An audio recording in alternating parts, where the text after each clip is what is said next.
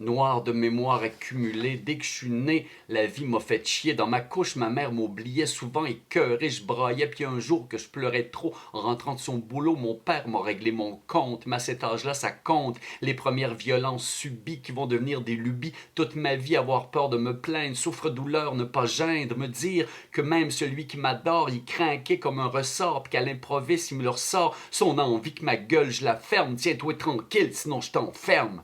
Ensuite, il y a eu la maternelle, la madame ben trop maternelle, qui me fait sentir comme un mouton galeux, moi, qui rien qu'un petit bégayeux. Fait que dès que je rouvre ma gueule pour répondre, ça se met à se moquer à ronde, des bouches avec des dents tranchantes, des sociopathes qui des bêtises t'enchantent, avec tes oreilles décollées, c'est venteux, check, tu vas décoller, mon beau peureux. As-tu mis ta jupette, José, la fillette, Pouliotte, la poule mouillée, la tapette? Fait que je m'enfuis, mais quand je reviens à la maison, c'est pas mon père qui m'appuie comme de raison. Fait que moi, le bégayeux, tout seul, je la prends la leçon. Noir de mémoire, mes gémissements le sont. Puis à 12 ans, pas capable de prononcer mon prénom, j'osais, c'est pas facile à dire sans passer pour un con à la bibliothèque de Coansville, à shaker de Fred dans le fil, en attendant de devoir me nommer pour qu'ils prennent ma fiche d'abonné. Maudit que je rêvais qu'ils me reconnaissent. Moi, dans le décompte, à chier dans le stress. Il y a bien des fois que j'ai laissé mes livres sur la tablette parce que j'étais trop gêné, pas analphabète. Puis il y a eu la polyvalence de la violence. Envoie les petits crises de cave, avance. Mes cadenas de casier collés à répétition par les fils des bandits que mon père a mis en prison. Lui, le chef de police, moi, la vie qu'on décrisse. Foutu dans une poubelle, les petits voyous à rire. Moi, souffif à souffrir, puis comme un faible, encore m'enfuir.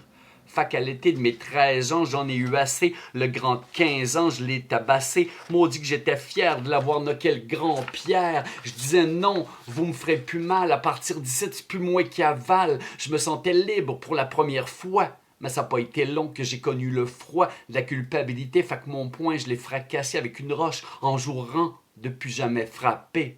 Mais à partir de là, c'est moi que j'ai violenté. Bouc émissaire de la méchanceté des autres, je me suis lapidé, saboté pour chasser comme un apôtre. Au lieu de décharger ma colère, ma souffrance, ma honte, j'ai fermé mon cœur comme une bombe en décompte. Je me suis jamais envolé, j'ai rien que revolé, ravagé à coups de voler, ma rage ravalée.